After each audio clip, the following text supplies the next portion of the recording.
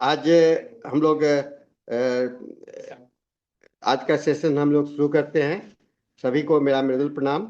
हम लोग आज के इस मीटिंग में सबसे पहले एक मौन का साइलेंट प्रेयर करेंगे। धन्यवाद। जैसा कि आप जानते हैं, international forum for promoting homeopathy homeopathy के द्वारा नियमित रूप से प्रतिदिन एक सेशन का आयोजन किया जाता है, जहां हम लोग नए नए रूब्रिक्स को हम लोग पढ़ते हैं, सीखते हैं, नए नए स्पीकर्स को आमंत्रित करते हैं। तो इसी सिलसिले में आज के जो हमारी स्पीकर हैं वो हैं गीतिका नागपाल मैडम। इन्होंने पहले भी इस लेक्चर को दिया था हम लोगों के इस प्लेटफॉर्म पर। आज इसी लेक्चर्स का एक कंटिन्यूएशन पार्ट है। डॉक्टर गीतिका नागपाल जी होम्योपैथिक में एमडी किए और बीएचएमएस की डिग्री है। वे एक अनुभवी होम्योपैथिक डॉक्टर हैं जिन्हें 10 वर्षों का क्लिनिकल एक्सपीरियंस है। ये प्रमाणित आहार एवं पोषण विशेषज्ञ, समग्र स्वास्थ्य और तंदुरुस्ती में विशेषता रखती हैं। क्लिनिकल कॉस्मेटोलॉजी और एस्थेटिक मेडिसिन में इन्होंने पोस्ट ग्रेजुएशन डिप्लोमा किया है और 2018 में दिल्ली स्थित होम्योपैथिक चिकित्सा प्रणाली बोर्ड द्वारा इन्हें एप्रिसिएशन अवार्ड भी दिया गया है। और राजीव गांधी कैंसर संस्थान अनुसंधान केंद्र में इसे निवारक ऑन्कोलॉजी पर एक प्रशिक्षण कार्यक्रम सफलतापूर्वक पूरा किया है। इस क्षेत्र में उनका योगदान के लिए 2023 में अखिल भारतीय होम्योपैथिक अनुसंधान शिखर सम्मेलन में सम्मानित किया गया था। तो बहुत सारे सम्मान के साथ में ये डॉक्टर गीतिका जी ने इस प्लेटफॉर्म पर आई है। आज आइए हम लोग इस प्लेटफॉर्म गीतिका जी का स्वागत करें और उनसे आप निवेदन करें कि आप अपना लेक्चर्स को प्रारंभ करें। तो गीतिका जी, आप अपना तैयार लेक्चर शुरू कर सकती हैं। ठीक है सर। नमस्ते सबको। Welcome you all. स्टार्ट करते हैं आज का सेशन। जैसे कि आपको पता है कि मैंने लास्ट टाइम डिस्कस किया था हेयर के ऊपर, उसी का ही हम सेकंड पार्ट डिस्कस करेंगे डिटेल में। कुछ चीजें रह गई थी पिछली बार, तो आप कंटिन्यू करते हैं उसी को। शेयर करती हूँ मैं आपसे। Just give me a minute. Visible है ना मेरा स्क्रीन सबको? जी मैडम। ठीक है। स्टार्ट करते हैं। Regain restore radiant homeopathy and cosmetology, जो स्पेशलाइजेशन है मेरा। मैं उसी से पहले स्टार्ट करती हूँ। और पहले छोटा सा जिस्ट दे देते हैं जो हमने लास्ट टाइम डिस्कस किया था, उसके बाद आगे चलेंगे। जैसे मैंने आपको बताया था लास्ट टाइम, फीमेल्स में स्पेशली बाल्डनेस हमें किस किस कॉजेस से मिलती है और क्यों इतना ज़्यादा कॉमन हो गया है। तो हमने डिस्कस किया था फीमेल हेयर लॉस पैटर्न के ऊपर।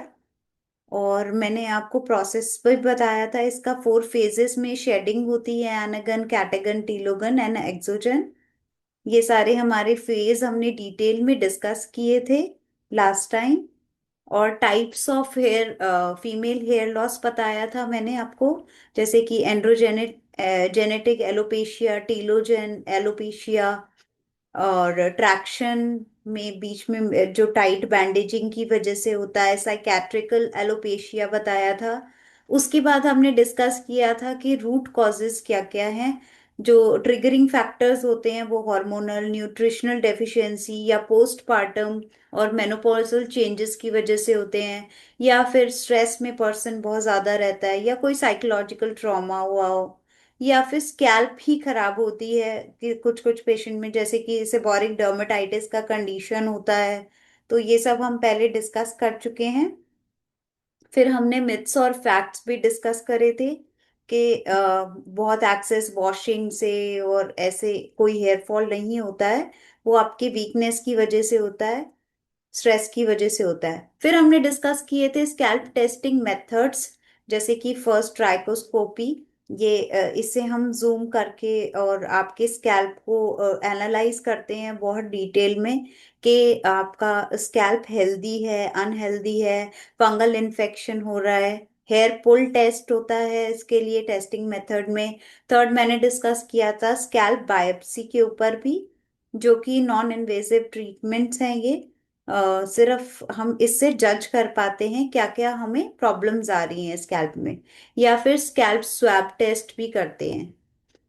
फिर हम स्टार्ट करते हैं होम्योपैथी से। होम्योपैथी के बारे में भी मैंने आपसे डिस्कस किया था कि कैसे कैसे हम मेडिसिन्स प्रोवाइड करते हैं और मेडिसिन देते हैं कॉन्स्टिट्यूशनल बेसिस पे।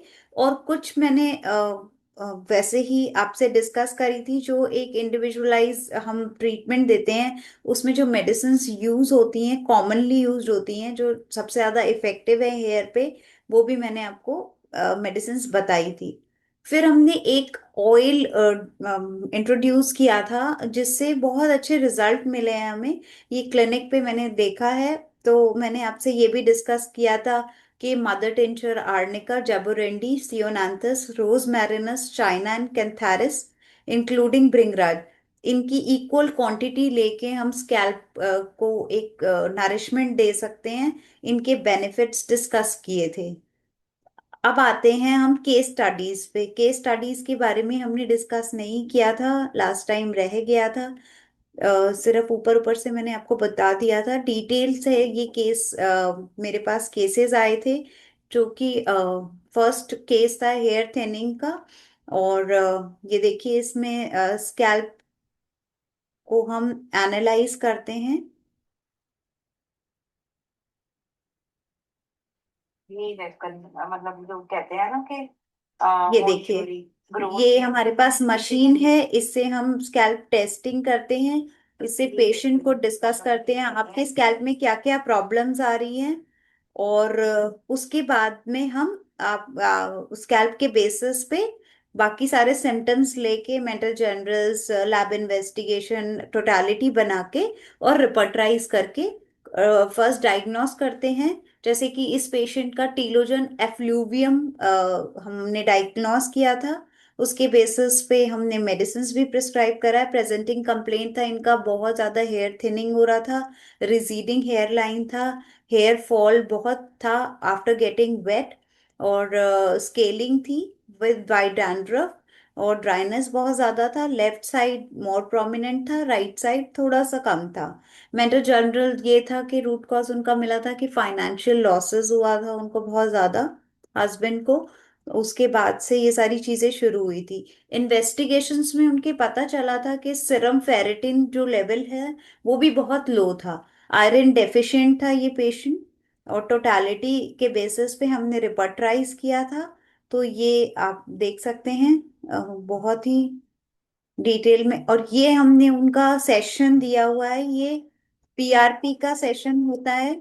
ये हम देखिए पंचर करके इनसे अभी मैं डिटेल में आपको बताती हूँ पीआरपी करते कैसे हैं। प्रोटीन प्लाज्मा हम इंसर्ट करते हैं स्कैल्प में। ये होती है माइक्रो नीडलिंग।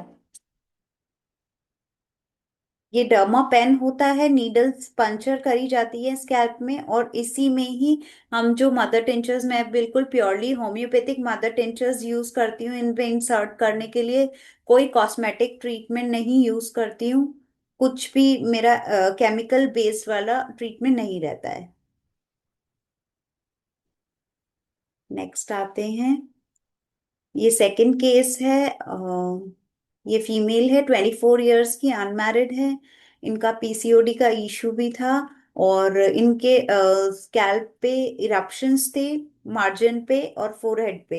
हेयर फॉल बहुत एक्सेस था, इचिंग था स्कैल्प में, एसिडिटी, बर्निंग सेंसेशन था, और कोलाज्मा भी इनके फेस पे था।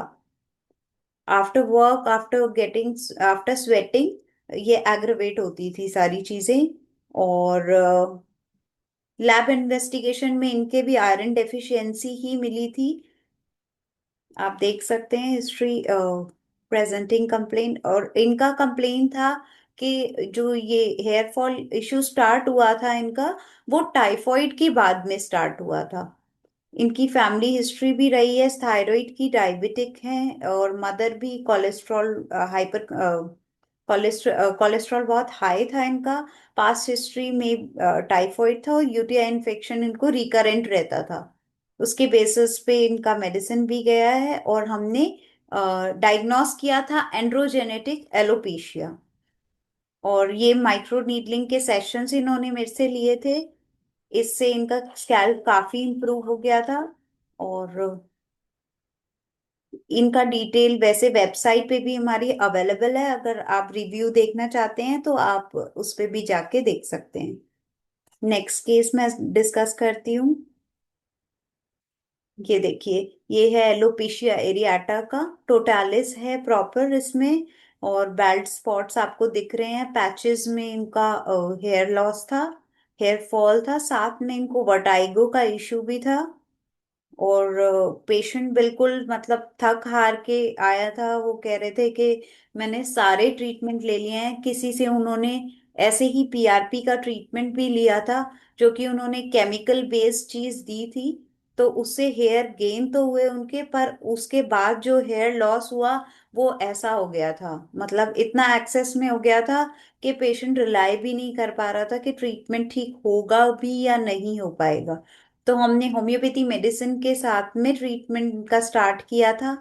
और इसमें मैंने कोई कॉस्मेटिक वाला ट्रीटमेंट, कोई केमिकल बेस्ड कुछ नहीं दिया है, सिर्फ प्योरली होम्योपैथी पे दिया था। और इनका अभी ट्रीटमेंट अंडर ट्रीटमेंट ही है, ये चल रहा है। धीरे धीरे इनका रूट्स आनी शुरू हुई हैं और अभी पेशेंट थोड़े से बेटर है। अभी इनका पूरा मतलब पूरा ट्रीटमेंट हुआ नहीं है, ये अंडर प्रोसेस है।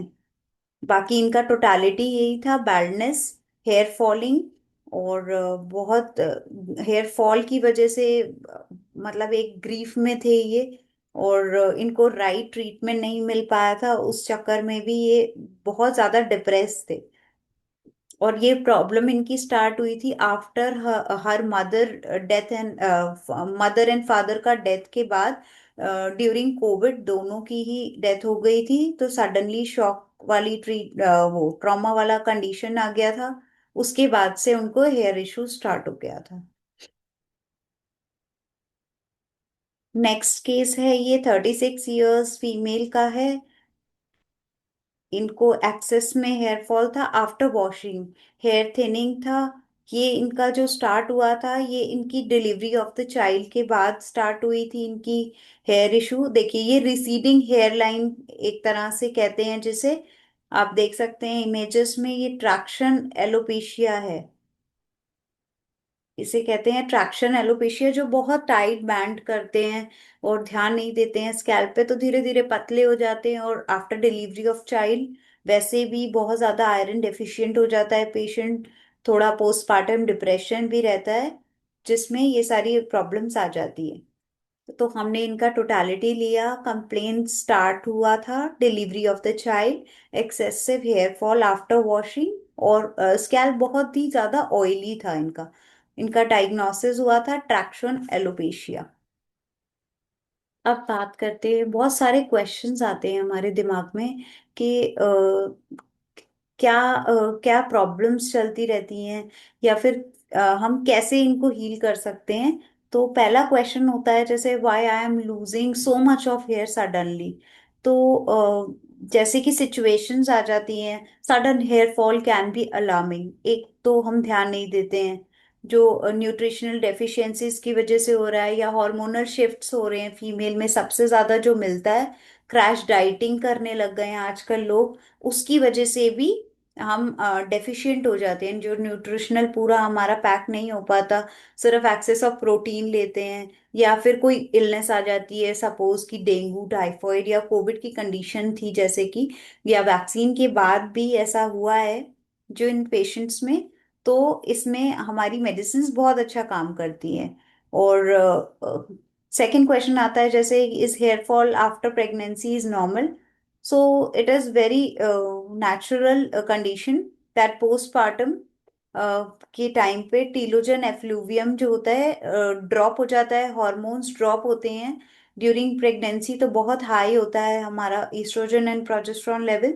उसकी वजह से हेयर बहुत अच्छे रहते हैं। बट जैसे ही ड्रॉपिंग होती है वैसे ही स्टार्ट हो जाते हैं shedding 2 to 4 months after delivery. But improve हो जाते हैं, नेचुरली भी इम्प्रूव होते हैं, बट अगर हम प्रॉपर डाइट नहीं लेते इंटरनल हीलिंग नहीं हो पाती है पूरी प्रॉपर। कैन थायराइड और PCOS cause hair fall? Definitely. Thyroid भी एक कॉज है, और पीसीओडी जो बहुत ही कॉमन है, जो बहुत ट्रिगर करता है, जिसकी वजह से हेयर थिनिंग क्राउन एरिया में और साइड्स में सबसे ज्यादा हमें मिलती है। Does hair oiling really help in the hair regrowth? तो it improves, oiling slightly improve, but it can not stop hair fall. वो सर्कुलेशन तो इम्प्रूव करता है ऑयलिंग हमारा, बट वो इंटरनली नहीं ट्रीट कर सकता। ओवर ऑयलिंग और नॉट क्लीनिंग तो स्कैल्प को खराब करता है, सपोज कि डैंड्रफ क्रिएट करता है, जो कि हाइजीन मेंटेन नहीं करके रखते हैं। तो oiling is only the supportive, not the curative one. Can diet really improve the hair growth? Yes, the diet is made of protein, iron, zinc, biotin, जो कि हमारे हेयर में हेल्प करते हैं। Lack of proper nutrients weaken the hair roots.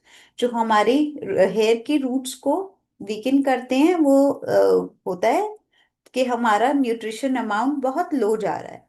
तो a healthy balanced diet plays a crucial role in hair strengthening and reducing the breakage।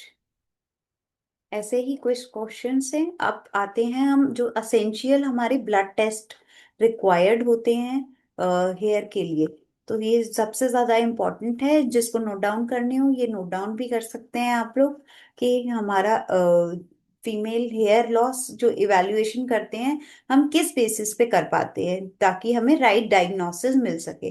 तो सबसे पहला है CBC, to rule out the anaemia और the infection. अगर haemoglobin low है या iron deficient है पेशेंट, तो उसको हेयर ग्रोथ को इम्पेयर करता है वो। तो सबसे पहला टेस्ट है कंप्लीट ब्लड काउंट। सेकंड आता है serum ferritin and iron studies. Low serum ferritin जो होता है वो भी शेडिंग करता है, हेयर की शेडिंग में। तो इस आयरन स्टोरेज लेवल हमारे पूरे प्रॉपर होने चाहिए, तभी हम पेशेंट को कह सकते हैं कि मतलब दूसरे ट्रैक पे जा सकते हैं, अगर इनका ये लेवल्स ठीक है। थर्ड हम टेस्ट करवाते हैं थायराइड का। थायराइड प्रोफाइल चेक कराना बहुत जरूरी है, इधर इट इज अ हाइपो और अ हाइपरथायरॉयडिज्म। दोनों ही केसेस में हेयर लॉस मिलता है हमें, टीएसएच इम्बैलेंस होता है, तो हेयर थिनिंग बहुत ही कम कॉमन फैक्टर होता है। Next is the vitamin D3। Vitamin D3 आजकल बहुत कॉमन है, जो कि लो ही मिलता है, तो उसको भी रूल आउट कराना जरूरी है। It can disturb the hair cycle regulation. Adequate levels होने चाहिए विटामिन D के भी, तभी हमारा हेयर प्रिवेंट हो सकता है थिनिंग से। Next is the B12, and the next one is the hormonal panel. Female में हार्मोनल पैनल कराना बहुत जरूरी है, जिसमें LHS, FSH, prolactin, testosterone, DHEA, ये सारे टेस्ट होते हैं। एंड्रोजेनिक एलोपेशिया या फिर पीसीओडी को हम डायग्नोस करने के लिए हार्मोनल पैनल जरूर कराते हैं। Next is the fasting blood sugar and insulin, वो भी ट्रिगर करती है। एंड्रोजेनस डोमिनेंस होती है उसमें सबसे ज्यादा, जो इम्बैलेंस मेटाबॉलिक चेंजेस जो आ रहे होते हैं उसका हमें पता चल जाता है। Last one is the inflammation marker test, that is the CRP और द ESR। वो भी अगर लो होता है या फिर बहुत ज्यादा कोई क्रॉनिक कंडीशंस रही हो पेशेंट की, तो उसमें भी वैल्यूज से पता चलता है कि प्रॉब्लम कहाँ आ रही है। तो इसको आप नोट डाउन कर सकते हैं, ये बहुत ही इंपॉर्टेंट है हमारे हेयर के लिए। नेक्स्ट बात करते हैं homoeopathy for hormonal harmony, unlocking the hair regrowth naturally. आप देख सकते हैं जैसे कि इस स्लाइड में बताया गया है, हार्मोनल इम्बैलेंस जो होता है वो एक मतलब एक मेजर फैक्टर है आज के टाइम में फीमेल्स के लिए, whether it is a PCOS, thyroid dysfunction, menopausal, post pregnancy, stress induce, ये सारे के सारे कन्वेंशनल ट्रीटमेंट हम इसके बेसिस पे देते हैं। और पेशेंट सबसे ज्यादा हार्मोनल पिल्स जो खा के आते हैं उसकी वजह से भी हेयर शेडिंग होती है। तो वो बताते नहीं है कि खाया है या कॉन्ट्रासेप्टिव कोई मेजर्स ले रहे हैं, या फिर वो अननेसेसरली, जैसे मिनॉक्सिडिल एक्सटर्नल सीरम्स आजकल मार्केट में बहुत ज्यादा हाइप किया हुआ है। तो अगर वो यूज करते हैं तो उन्हें तुरंत ही स्टॉप कराना चाहिए। क्यों? क्योंकि that are the steroidal serums जो यूज कर रहे होते हैं, तो उसके साइड इफेक्ट्स बाद में बहुत ज्यादा आते हैं, जहाँ पे आपको हेयर रीग्रोथ दिख भी रहा है और वो इतना जल्दी शेड हो जाता है कि बाल्डनेस क्रिएट कर देता है। तो होम्योपैथी हमारी उस टाइम पे एक गेम चेंजर की तरह काम करती है। वो सप्रेस नहीं करती है हमारे हॉर्मोन्स को, instead it stimulates the body natural intelligence to bring hormones back to balance. तो हमारी होम्योपैथी क्या करती है? बैक टू बैलेंसिंग सिचुएशन में लेके आती है, because we identify the root cause. Constitutional जो डिस्टरबेंस हो रही होती है बॉडी में, वो रूट कॉज को जज करके हम सिस्टम पे काम करते हैं और ट्रीट करते हैं पेशेंट को पर्सनलाइज रेमेडी देके, one that suits the women unique emotional, physical and hormonal profile. तो हम जो टोटलिटी बनाते हैं वो सारे बेसिस पे बनाते हैं, इधर it is a mental general, physical general और the lab investigations accordingly. The result is the natural, sustainable hormonal harmony that supports not only the hair regrowth but also the overall well-being. हम बाकी सारी चीजों को भी लेके चलते हैं, सिर्फ एक पर्टिकुलर सिम्टम के बेसिस पे मेडिसिन नहीं जाती है, इंडिविजुअलाइज पर्सनलाइज रेमेडी दी जाती है उसके लिए। तो होम्योपैथी एक गेम चेंजर, बहुत ही मैजिकल ट्रीटमेंट की तरह काम करती है। नेक्स्ट बात करते हैं, treats the underlining hormonal cause not just the hair loss. आप देख सकते हैं फर्स्ट टेबल में डिस्कस किया हुआ है, छोटे छोटे मेडिसिन डिस्कस कर दिया है जो कि बहुत काम करती हैं अगर कोई भी हार्मोनल चेंजेस आते हैं, लाइक सीपिया, लैक्सिस, पाल्सिटेला, कैलकेरिया का। ये मैंने अपने क्लिनिक पे भी यूज करी हैं और इनका रिजल्ट बहुत अच्छा आता है। Regulates the menstrual irregularities and PCOS naturally. The many young women experience hair thinning due to irregular period, delayed cycle. तो उसमें भी हमारी ये वाली मेडिसिन बहुत अच्छा काम करती हैं। Next is the thyroid and dysfunction and proper balancing जो नहीं हो पाती है हार्मोनल चेंजेस की वजह से प्रेगनेंसी में और मेनोपॉज में भी। अगर स्लीप डेफिशिएंट हो जैसे पेशेंट, या मूड स्विंग्स बहुत ज्यादा हो रहे हो, कोई डिप्रेसिव फेज रहा हो, तो उसमें भी हम मेडिसिन दे सकते हैं। Next, homeopathy and the nutrition. देखिए, करेक्ट न्यूट्रिशन तो जरूरी है ही, हमारी मेडिसिन के साथ में भी न्यूट्रिशन का अमाउंट हमारा प्रॉपर होना बहुत जरूरी है। तभी हम स्कैल्प को भी नरिश कर सकते हैं और पेशेंट की बॉडी को भी, और हम सारी चीजें करेक्ट कर सकते हैं। क्या क्या प्रॉब्लम्स आ जाती हैं और कैसे न्यूट्रिशनल स्ट्रैटेजीज होम्योपैथी के साथ में हेयर लॉस प्लान डिस्कस किया है। फर्स्ट आता है correcting the iron deficiency. Iron is one of the most common cause, as I discussed previously. Hair thinning उसकी वजह से होती है, पोस्टपार्टम होती है, या फिर वेजिटेरियन वुमेन्स में सबसे ज्यादा मिलती है। क्यों होता है ये? Without enough iron the scalp receive less oxygen. Oxygen का अमाउंट बहुत कम मिलता है, उसकी वजह से शेडिंग हो जाती है। तो होम्योपैथी आयरन एब्जॉर्प्शन में और रेगुलेशन में बहुत अच्छा हेल्प करती है। And we include iron rich diet also, like spinach, dates, jaggery, lentils, और सप्लीमेंट्स भी देना पड़ता है कभी कभी to replenish the levels. Second आता है boosting biotin and B, vitamin B. Keratin production में हेल्प करता है ये, essential for strong hair shafts. Shafts को स्ट्रॉन्ग करने के लिए बी कॉम्प्लेक्स देना बहुत जरूरी है, either in the medicinal form और द कॉन्स्टिट्यूशनल रेमेडी और द सप्लीमेंट्स, जैसे कि न्यूट्रिशन में एग्स होना, नट्स होना, सीड्स लेना, वाइटमिन रिच सोर्सेज हैं ये हमारे, तो ये पेशेंट्स को देना बहुत जरूरी है। थर्ड आता है supporting thyroid and hormonal health with selenium and zinc. Selenium and zinc दो ये जो बहुत न्यूट्रिशनल मिनरल्स हैं हमारे, ये बहुत ही ज्यादा जरूरी है हमारी बॉडी के लिए। अगर कोई थायराइड से सफर कर रहा होता है तो ये zinc automatically, zinc and selenium बहुत रिड्यूस हो जाता है हमारी बॉडी में। आयोडीन डेफिशिएंट हो जाता है एज हाइपोथायरॉयडिज्म पेशेंट सफर कर रहा होता है, तो बहुत अच्छी मेडिसिन है हमारे पास में, कैलकेरिया आयोड, लाइकोपोडियम, थायरोडिनम, ये बहुत अच्छा हेल्प करती है।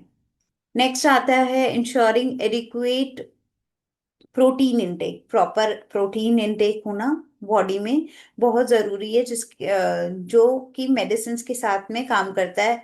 मेडिसिन कौन कौन सी इसके लिए सपोर्टिव है? वो है साइलीशिया, फास्फोरस, जो प्रोटीन मेटाबॉलिज्म को सपोर्ट करती हैं। With the diet, diet as the pulses, paneer, tofu, patient can take eggs, sprouts, या फिर नॉन वेज, कुछ भी लेते हैं तो उससे आपका प्रोटीन अमाउंट इक्वली बैलेंस हो जाता है बॉडी में। Next is the hydration and healthy fats. Water तो डिटॉक्सिफिकेशन में हेल्प करता ही है, एज वेल एज फॉलिकल में ऑक्सीजनेशन बहुत प्रॉपर करता है। तो वाटर जहाँ पेशेंट नहीं लेते हैं, आजकल भूल जाते हैं पानी पीना, तो वो एक बहुत ही इंपॉर्टेंट रोल प्ले करता है। While healthy fat that is omega 3, omega 3 भी हमारी स्कैल्प के लिए बहुत जरूरी होता है, तो वो भी पेशेंट को देना जरूरी है। ओमेगा 3 कहाँ पे ज्यादातर है हमारी मेडिसिन में, जो कवर करता है, दैट इज सल्फर, नाट्रम्यूर और ग्रेफाइटिस। वो रिस्पॉन्ड करती हैं जब जब पेशेंट हाइड्रेशन प्रॉपर रखे और फैट इनटेक करेक्ट कर ले। तो ये सारा इंटर रिलेटेड है, तो पेशेंट अगर ध्यान रखेगा इन सारी चीजों का तो मेडिसिन भी बहुत अच्छा काम करती है और रिजल्ट भी बहुत जल्दी मिलता है हमें। Six is the avoiding nutritional blockers. जो भी हम हेल्दी डाइट की बात कर रहे हैं, अगर हम ब्लॉक कर देंगे उनको तो न्यूट्रिशन एब्जॉर्प्शन होगा ही नहीं बॉडी में और हमें रिजल्ट नहीं मिलेगा। सपोज कि पेशेंट कैफीन इंटेक बहुत ज्यादा कर रहा हो, या फिर क्रैश डाइट्स ले रहा हो, जंक फूड ले रहा हो, या एक्सेस में शुगर इंटेक कर रहा हो, तो न्यूट्रिएंट एब्जॉर्प्शन होगा ही नहीं बॉडी में, तो ये सारी चीजें काम नहीं करेंगी। तो पेशेंट को ये भी हमें बताना पड़ता है कि आपको कैफीन इंटेक रिड्यूस करना है, अपना क्रैश डाइट रिड्यूस करना है, सो दैट कि आपकी बॉडी में एब्जॉर्प्शन अच्छी हो और स्कैल्प अच्छा रहे। नेक्स्ट बात करते हैं रोल ऑफ डाइट। अभी मैंने डिस्कस कर ही दिया है ये सारा डिटेल में। Iron deficiency, protein deficiency, vitamin D low हो, बायोटिन लो हो, इनका सबका रोल है, आप देख सकते हैं, सारा डिटेल में बता दिया है। डाइटरी मिस्टेक्स क्या क्या करते हैं पेशेंट, ये बताना जरूरी है। स्किप कर देते हैं अपनी मील्स को, हाई शुगर बहुत ज्यादा लेते हैं, या फिर प्रोसेस्ड फूड लेते हैं, जो पैक्ड प्रोडक्ट लेते हैं, चिप्स और आपके सैंडविचेस, जो बाहर का चीजें चलती हैं, उसमें उससे भी आपका न्यूट्रिशनल एब्जॉर्प्शन नहीं हो पाता, या फिर वाटर इनटेक कम होता है, उन पेशेंट की बॉडी में ड्राइनेस बहुत ज्यादा रहती है, तो ओवरऑल ड्राइनेस होती है, वो स्कैल्प के साथ में बॉडी में भी ड्राइनेस होती है, क्योंकि 70% हमारी बॉडी वाटर से बनी है और आजकल वाटर इनटेक ही बहुत कम है पेशेंट का। और next and last one is the over dependence on the fast food, जिसमें न्यूट्रिशनल वैल्यू बिल्कुल जीरो होता है।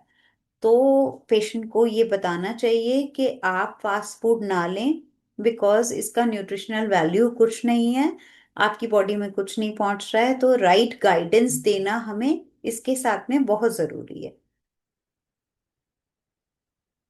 हेयर फ्रेंडली फ्रूट्स फूड मैंने आपको बता दिए हैं, amla, curry leaves, coconut water, flax seeds, green leafy vegetables, nuts, whole grains, pulses, egg, ये आप देख सकते हैं। ये सबसे ज्यादा जरूरी न्यूट्रिशन प्रोवाइड करते हैं आप हेयर को और ओवरऑल बॉडी को भी। Homeopathy treat hair loss not only by the medicine but also the guiding internal balance and diet. It is an essential part of the holistic healing. Customize हम diet plan भी देते हैं इसके साथ में so that कि patient heal जल्दी हो पाए।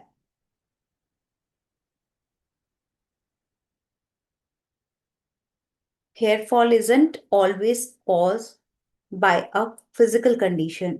हमारी मेंटल कंडीशन भी ठीक होनी बहुत जरूरी है, मेंटल बैलेंसिंग भी होनी जरूरी है। Over thinking, excess of chronic stress, grief, anxiety, suppress emotion, जो कि हार्मोनल चेंजेस को डिस्टर्ब करता है, हमारी साइकिल को डिस्टर्ब करता है और हमारा हेयर साइकिल को भी डिले करता है, जो कि ये ट्रिगरिंग फैक्टर्स हैं। टीलोजन एफ्लूवियम, एलोपेशिया एरियाटा और even accelerate the androgenetic alopecia, ये सारे कॉजेस को क्रिएट करता है अगर हमारा माइंड डिस्टर्ब रहता है। The body sees prolonged emotional stress as a threat, redirecting energy from non-essential processes like hair growth to survival. The result, hair prematurely enters the shedding phase, recovery becomes harder, the underlying mental tension is resolved. Homeopathy approaches the hair loss not just through physical symptoms, but the emotional experience, offering personalized remedy that treat the root of the stress as much as the scalp. हम scalp के साथ साथ analyse करते हैं आपके body को और physical mental symptoms को। Mind matters, how stress impacts the hair health. आप देख सकते हैं emotional stress, shock hair cycle को डिस्टर्ब करता है, एंजाइटी एंड ओवरथिंकिंग वीकन करता है, फॉलिकल नरिशमेंट को स्लीप डिस्टर्ब करती है, hair loss go in hand, suppress करते हैं इमोशंस, इंटरनली इम्बैलेंस क्रिएट करता है और इंटरनल इम्बैलेंस की वजह से स्ट्रेस इनडायरेक्टली हमारे हार्मोनल चेंजेस को अफेक्ट करता है, that is thyroid, adrenal rush होता है, ओवरीज पे इफेक्ट पड़ता है और हेयर इशू सेकेंडरी हमारा लीड करता है। कॉस्मेटोलॉजी बहुत अच्छा सपोर्ट देती है हेयर को ट्रीट करने में। मैंने लास्ट टाइम भी डिस्कस किया था, जैसे कि माइक्रो नीडलिंग। आज मैं मॉडर्न पूरा डिटेल में आपको बताती हूँ। ये एक non surgical evidence based treatment है जो हम लोकली स्कैल्प पे करते हैं टू स्टिमुलेट द जस्ट बस blood flow and the dominant follicles को हम अच्छे से इंक्रीज करके प्रॉपर न्यूट्रिशन देते हैं एक्सटर्नली, ताकि हमारे हेयर की रूट थोड़ी स्ट्रांग हो पाए, थिकर हो पाए और हेल्दियर आगे रीग्रो कर पाए। तो मैं बिगिन करती हूँ। फर्स्ट थेरेपी होती है इनकी साइंटिफिक हेयर रीग्रोथ के लिए, hydra scalp therapy. What is hydra scalp therapy? आप पढ़ सकते हैं, a non invasive deep cleansing treatment होता है। हम इसमें क्या करते हैं, सक्शन पाउडर यूज करते हैं।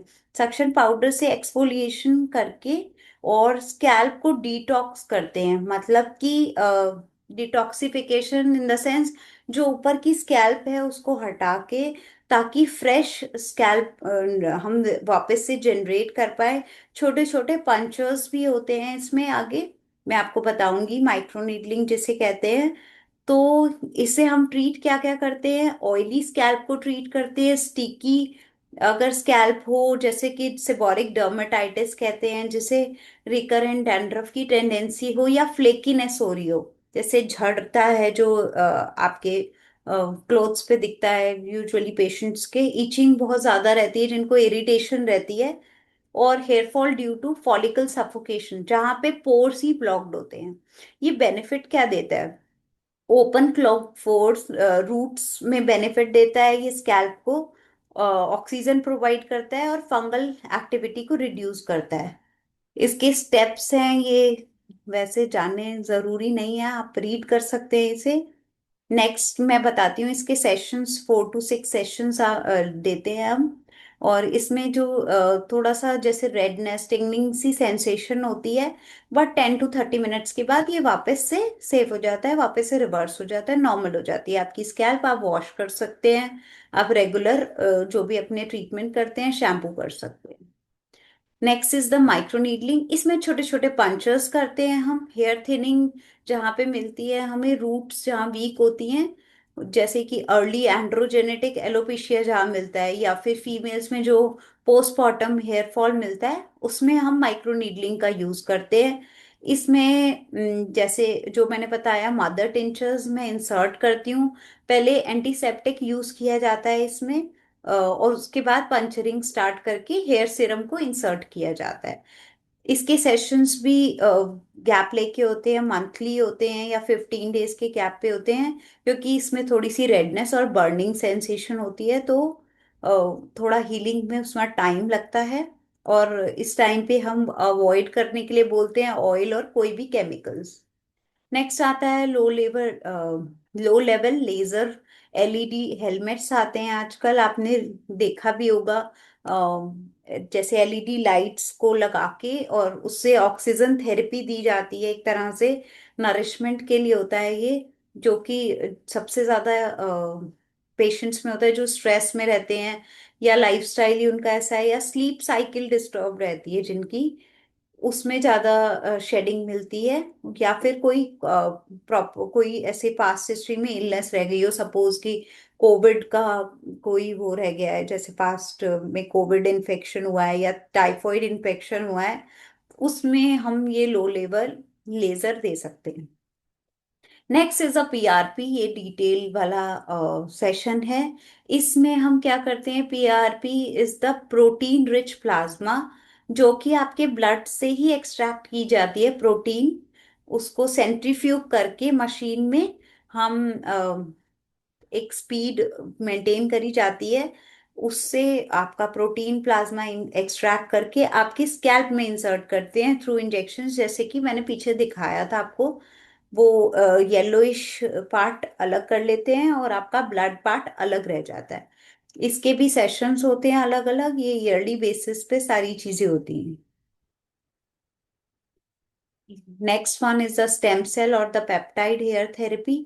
इसमें भी छोटे छोटे जहाँ पे लो डेंसिटी होती है या जेनेटिक कोई प्रॉब्लम आती है, उसमें हम सबसे ज्यादा यूज करते हैं, या फिर ये यूज किया जाता है पीआरपी और जीएफसी की मेंटेनेंस के लिए। सिर्फ उसको मेंटेन करने के लिए हमें ये इसको इसके सेशंस को देना पड़ता है। ये एक बायो एक्टिव पेप्टाइड है, स्टेम सेल एक्सट्रैक्ट करते हैं to activate the new hair growth.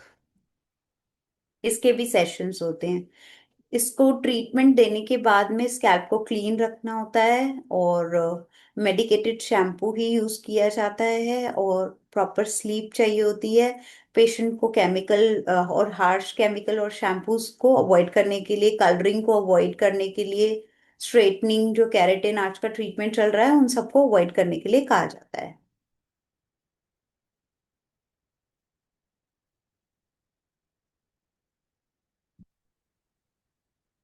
Next जल्दी से डिस्कस कर लेते हैं मिथ्स एंड फैक्ट्स के ऊपर। अगर हेयर फॉलिंग हो रही हो तो वॉश करना चाहिए हेयर को या स्टॉप कर देना चाहिए? ऐसा नहीं होता। अगर वॉश नहीं करेंगे तो हमारी स्कैल्प डर्टी रह जाती है, उतना ही फंगल इन्फेक्शन क्रिएट होता है और स्टॉप कर देता है। तो वॉश करना जरूरी है, मसाजिंग करनी भी उतनी जरूरी है ताकि लुब्रिकेशन मिले और हेयर ब्रेकेज कम हो। Expensive shampoos make hair grow faster, no. A big no. जो भी एडवांस शैम्पूज बहुत कॉस्टली यूज करते हैं उससे कुछ भी नरिशमेंट नहीं मिलती है। If parents had hair loss nothing can be done.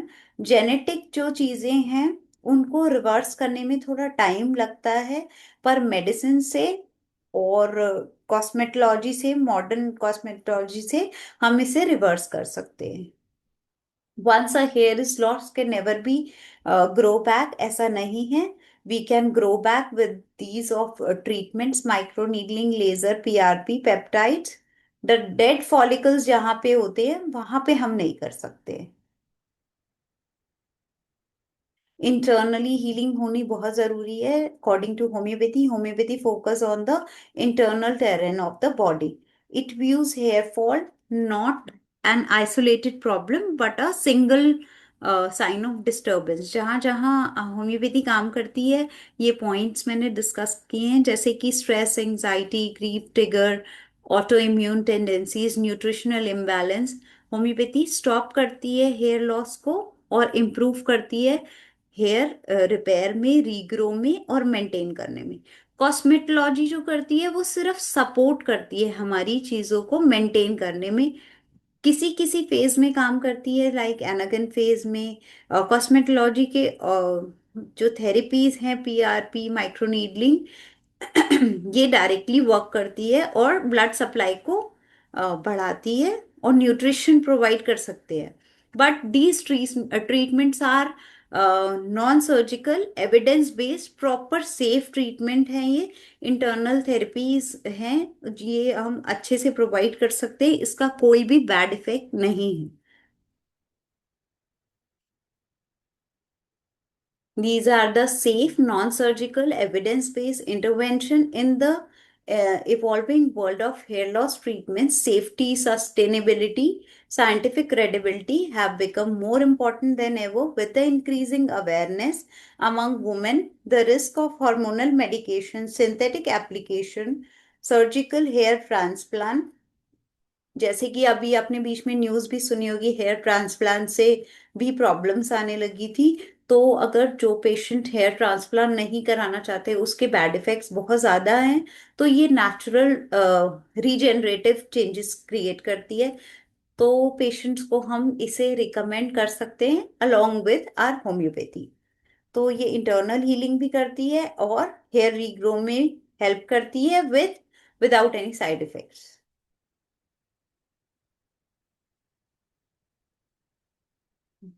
Next is the minimally invasive treatment है ये. कोई सर्जिकल प्रोसीजर नहीं है. छोटी छोटी पंचरिंग से हम इसको, एक रिकवरी टाइम भी इसका जल्दी होता है. They work at a micro level, छोटे छोटे माइक्रो लेवल के उस पे टारगेट करते हैं हम स्कैल्प को, और फॉलिकल्स को जनरेट करने में हेल्प करती है. एक ये साइंटिफिकली बेस्ड ट्रीटमेंट है. ऐसे नहीं है कि किसी को भी कुछ भी प्रोवाइड कर सकते हैं. प्रॉपर जजमेंट करी जाती है कौन सा ट्रीटमेंट के स्कैल्प पे जाएगा, पहले हेयर एनालाइज करके और उसका फेस डायग्नोस करके हम ट्रीटमेंट्स देते हैं.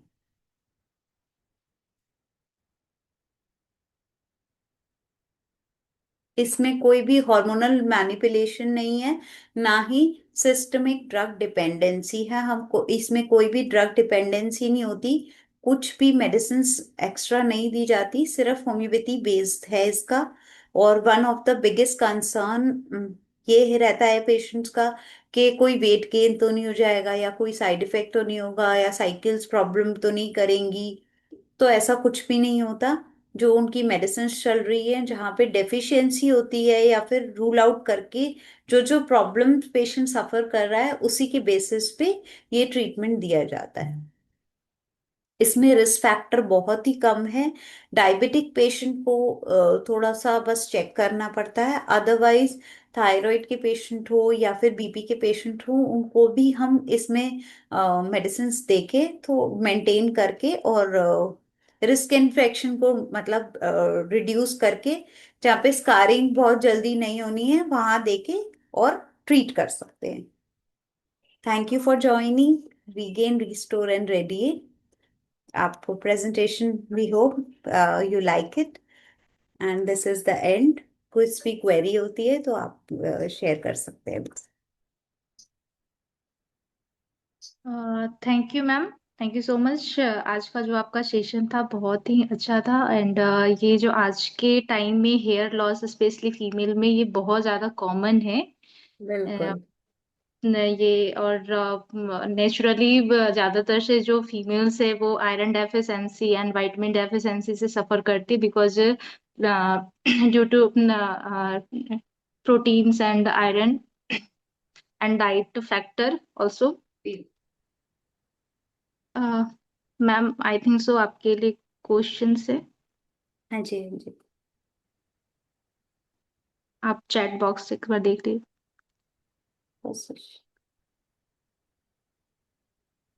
जी, डायबिटिक पेशेंट के लिए भी ऐसा कोई वो नहीं है, बस शुगर लेवल्स थोड़ा सा मेंटेन रहना चाहिए।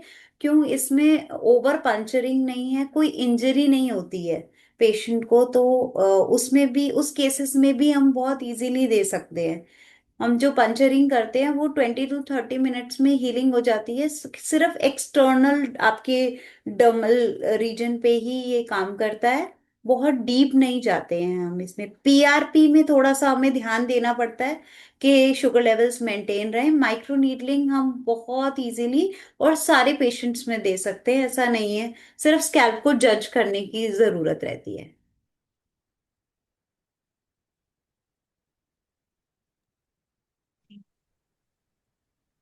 And other any questions?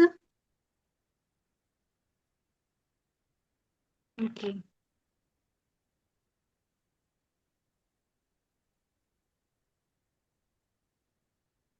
Number I'll share. I'll give it to Dr. Sahani. You will collect from them. I'll share it. Okay. Uh, okay, I'll ma'am. write my mail ID. You can connect with that also. Just give me a second. I'm typing.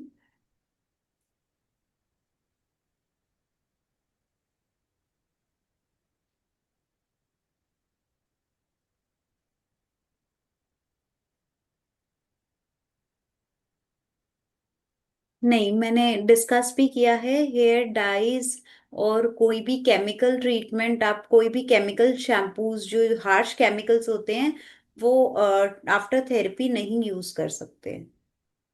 For few days, for 10 to 15 days ऐसा होता है कि जैसे हमारा pattern, hair pattern चलता है, जो cycle मैंने डिस्कस करी थी वो 15 डेज में जैसे इंसर्शन करके और वो चेंजेस जो लाती है वो उतने टाइम में लाती है। तो हेयर डाई अगर यूज करते हैं तो फिर वो केमिकली हो गया, तो वो रिवर्स नहीं कर पाएंगे हम जो नरिशमेंट देते हैं स्कैल्प में।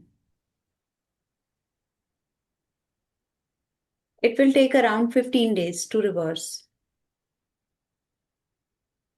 After that you can use.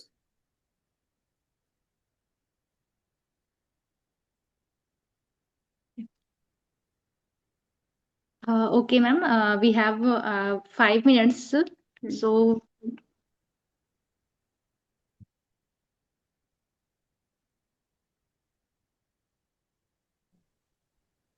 again, in one question. Yeah, I'm from Delhi, Rohini, Sector 7. I'm practicing in Delhi. My clinic name is Life Care Homeo Clinic.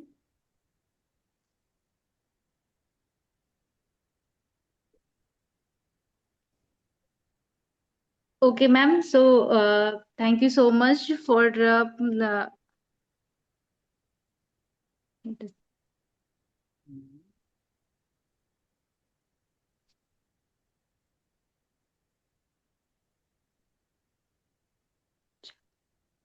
See, these are Hello. the personalized question. If you want to discuss, I'll mail Hello. it everything separately. But if you have any query for this session, I'll discuss. Hello. Namaste, yes, sir. sir. हाँ जी। हाँ, नमस्ते नमस्ते। Doctor Geetika Nagpal ji, जी, very good, excellent session. Thank you sir. बहुत अच्छा आपने जो है हेयर पर बताए और शेयर किए, जिससे जानकारी भी मिली। इसके जी, लिए बहुत बहुत धन्यवाद। और होम्योपैथिक दवाई भी साथ में बताए, है ना। जी, असल बात है कि आप तो जो है करते हैं, ये कामें करते हैं, कॉस्मेटोलॉजी का कामें ये जो है, बिल्कुल बिल्कुल। और होम्योपैथिक दवा भी देते हैं ना। हाँ जी सर। हाँ, तो बहुत अच्छा, बहुत क्यों, अकॉर्डिंग जहां टू। पे हम फंस जाते हैं होम्योपैथी में भी, कहीं जगह पे फंस जाते हैं, तो वहां पे ये बहुत जल्दी काम करता है कॉस्मेटो के साथ में, हाँ, तो नहीं हमें नहीं ठीक, रिजल्ट बहुत जल्दी मिलता है। तो बहुत जल्दी इसीलिए मिलेगा। आप जी होम्योपैथिक में इमोशनल देखेगा ज्यादा करके, जी इमोशनल के कारण स्ट्रेस या एंगर या एंजाइटी, इस जी सबसे ज्यादा, या जो है हमारी वाइटलिटी डिरेंज होती है, हम कमजोर होते हैं, और जिसके कारण से हार्मोनियल डिसबैलेंस होता है ना, तो जी जिसके बिल्कुल कारण से जो है हेयर का जी। जो है, रूट कॉज हाँ हमें जहाँ हाँ, पता फॉल चल जाता है फॉल वो उसके फॉल साथ होता, में काम करती है ये। हाँ हाँ हाँ।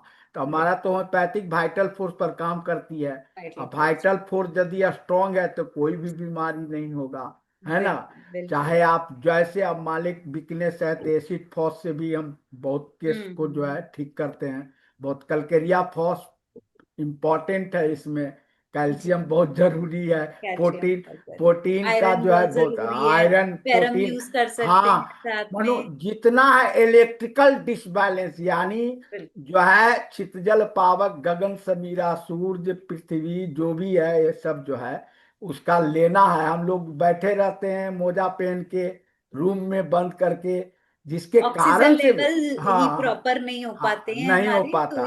जी जी। हाँ, अभी बैठे हुए हैं चेम्बर में चैम्बर में बैठे हैं, बिल्कुल आराम से, बिल्कुल। जो अब ऑक्सीजन नहीं मिल रही है। तभी न्यूट्रिशनल हाँ डेफिशिएंसीज मिल हाँ ही रही हैं आज के टाइम में, सबसे ज्यादा कॉमन ही इसीलिए डॉक्टर्स में हाँ भी मिल रहा है, इवन फीमेल मेल हाँ, पैटर्न सब में। बैलेंस तो बहुत कॉमन। लाइफ लाइफ स्टाइल बहुत जरूरी है। हमारा ऑर्गेनन ऑफ जो है में बताया गया है indisposition maintenance cause of right disease, right. है हाँ ना। जी। तब बिल्कुल। बताया है क्रोनिक बीमारी सोरा साइकोटिक एंसिफिलिटी, जी फर्स्ट जी। तो इंडिस्पोजिशन, है ना। चलिए थैंक ठीक है, बहुत बहुत धन्यवाद अच्छा जी नरपाल जी, सब। बहुत अच्छा लगा, बहुत thank you thank you, so much. Thank you. ठीक है। ओके, सेशन को समाप्त करते हुए thank you so much ma'am. Okay, thank you, take care everybody. Thank you ma'am, thank you, good night. Good night.